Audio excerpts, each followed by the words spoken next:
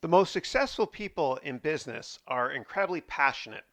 They always believe that the glass is half full, and they always believe that small groups of people or one person in general can beat a massive company. And I'll give you many examples in this course. So let's kick it off with passion.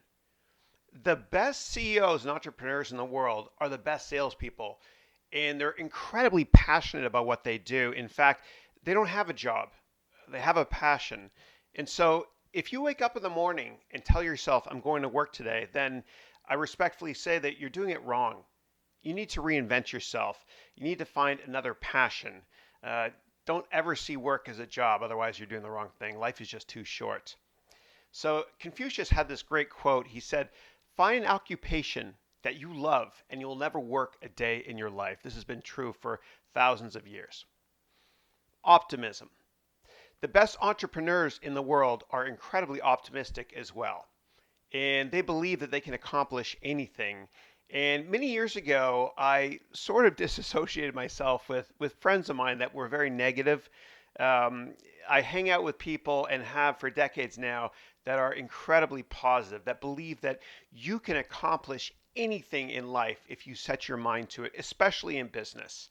Whether or not you think you can do it or you think you can't, you're right. So, a positive attitude is very important in business, and it's crucially important for me to start off this course talking about a positive attitude. Next up, we have small companies win. Small groups of people always, always, always are more productive than big groups of people. What do I mean by this? Well, if you look at Amazon.com, the CEO founder Jeff Bezos has this amazing rule that no meeting is allowed to take place at Amazon if you need more than two pizzas to feed the people in that meeting. That way, you don't have too many chefs or cooks in the kitchen, so to speak. And so, in venture capital, with my portfolio companies and the companies I've invested in, I'm never worried about competition from very large technology companies. I'm worried about two girls or guys in a garage that start a new business model that obfuscates or disrupts the business model of the company that I've invested in. So small groups of people can change the world. And this has been true since the beginning of time. David, Goliath, etc. Okay, so welcome to an entire MBA in one course. You are going to love this course. I've had the opportunity to teach at some of the best business schools in the world. I have an MBA from a great business school and an undergraduate degree from a great school as well. I've worked in many different industries. I've started companies, and I'm only going to teach you exactly what you need to know to be successful in business. A lot of business really is common sense. It really is. And the stuff that's not common sense quite often is the quantitative stuff, which we'll spend a lot of time on. Don't worry, it's not going to be boring. It's going to be a lot of fun. You're going to love it. You're going to love it. So, about me and the way I teach, I try not to use any theory. I try to use real practical experiences I've had, or experiences very successful people that I know have had as well. And so, in terms of stuff I'm going to teach you today, it's going to come from my work experience. Having worked at Goldman Sachs, I worked for a very large hedge fund called Citadel. I also work currently for a very prominent venture capital firm here in the Bay Area. And as I mentioned before, I have a couple of degrees, an MBA in finance from Columbia University, and a Bachelor of Commerce degree from McGill University, where I majored in technology and international business. So I'm going to put that stuff together, as well as my consulting work experience at Accenture and a couple of the companies I've started. And I'm going to teach you some of the lessons to make you incredibly successful as well. And so let's talk about a course overview.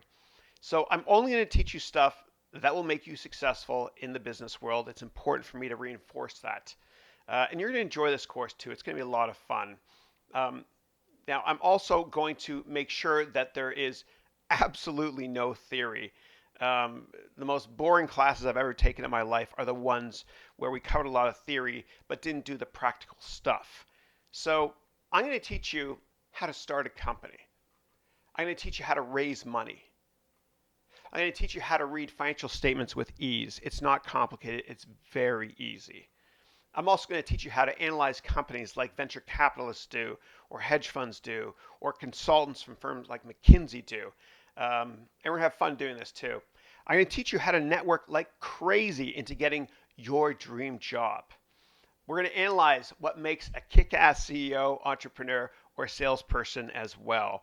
We'll look at the qualities in terms of what make them very successful. So we're going to analyze the very best from Steve Jobs. We're going to analyze him a lot. Elon Musk, who was the founder of Tesla.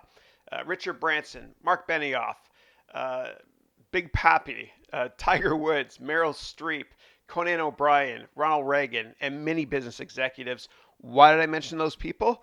You'll see. Their ability to speak, sell an idea, and communicate with people is one of the reasons why they're successful. It'll be a lot of fun. You'll see later.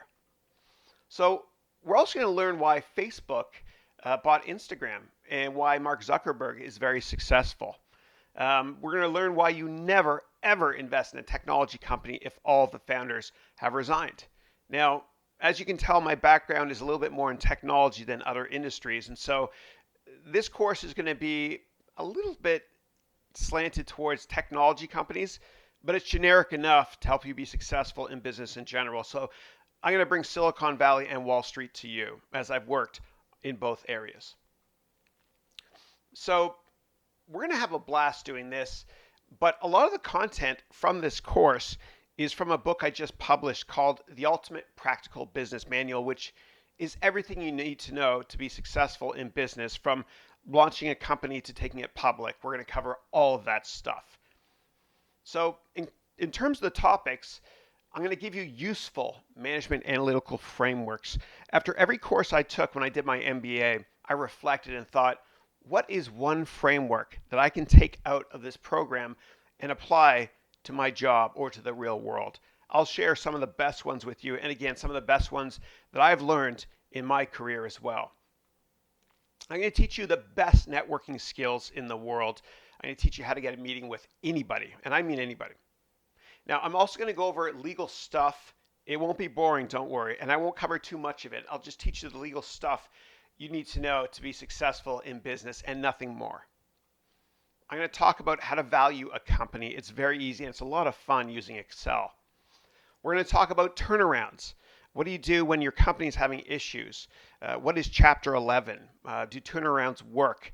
Chapter 11 is amazing. It can help save your company and a lot of your personal assets as well. I'll cover that way, way later. We're going to talk a lot about venture capital. I'm currently a venture capitalist, so it's a lot of fun for me to talk about what I currently do. We're going to talk about hedge funds. I spent a number of years working in the hedge fund industry, working for Citadel. And I'm going to teach you the real purpose of investment banking and how it works.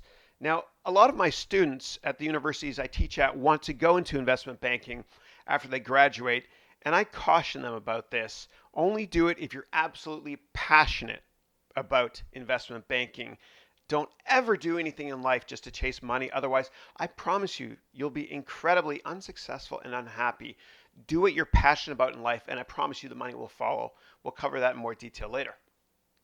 I'm going to teach you how to present with passion, right from the heart, so you never have to read a script. And if you're nervous, you don't have to be. I will teach you how to get around that as well, because you're never as nervous as you feel. I'm going to teach you about business ethics quite a bit, actually, because it takes 20 years to create a reputation of yourself, and literally 20 seconds or less with internet technologies now to destroy it. So again, we're going to talk about how to network, how to get meetings with anybody. I'm going to teach you how to create an amazing business plan. And so our journey begins here. Okay, so on this chart, you'll see on the x-axis is time. On the y-axis is the size of the firm. The size of the firm goes from small to medium to too big firm. I think big firms are very bureaucratic and can't innovate, and we'll talk about that later. On the x-axis, you'll see time, and we're going to talk about the entire life cycle of a company, from birth to harvest, meaning when you take it public, or death, or when to shut it down, or when to turn it around, and how that works. And so we're going to kick off this session with talking about how to raise money from friends and family. And the first stage of investing or starting a company is called the angel or seed round. And again, I'll provide much more information on that throughout this course. The end of our journey will be there. after year 30 or year 40. Don't worry, I won't make the course that long. But you'll see what happens to a company at that stage when revenue growth slows and is stagnant and what you should do at that point. And so we'll talk about the entire life cycle of a company, again, from raising money in years 0 to 1 from angel or seed investors, and I'll explain what that means. In year 2 to 3, you'll get venture capital financing from Sequoia in this hypothetical example. Sequoia is the best venture capital firm in the world. And then in years 3 and 4, we'll approach another venture capital firm from a hypothetical perspective called Kleiner Perkins, which is also awesome. And then years 5 to 6, we'll work with a debt firm called Silicon Valley Bank, and we'll do one last stage of financing from an amazing company called Meritech. And then in the green stage, in years 7 to 8, when revenue growth is actually slowing, that's when you go public, right? So when revenue growth is accelerating, you stay private.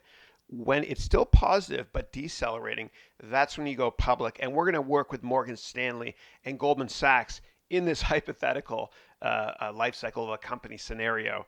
And I'm going to teach you exactly how an IPO works. And I'm going to make it really easy to understand because I've worked at Goldman Sachs. I worked there for 5 years. I understand how the whole process works. You'll enjoy it. I'll make it fun as well. And then the last stage where you see the shark is years 30 to 40, or it could be years 20 to 30. And that's when growth is stagnant. It's when the company's not growing anymore at all. And so there's blood in the water, so to speak. And at that point, we'll talk about how to take a company private. We'll work with KKR, which is the best private equity firm in the world. Again, it's a hypothetical example here, but you'll love it. We'll also talk about how to turn your company around, if it can be turned around, and what filing for Chapter 11 bankruptcy means and why it is awesome. And most companies that file for bankruptcy actually come out on top. Okay, so I'll cover that much later in the session. So there's 15 different classes that I'm going to teach, 15 sessions, and they correspond to one chapter in the book I wrote. So the book has 15 chapters.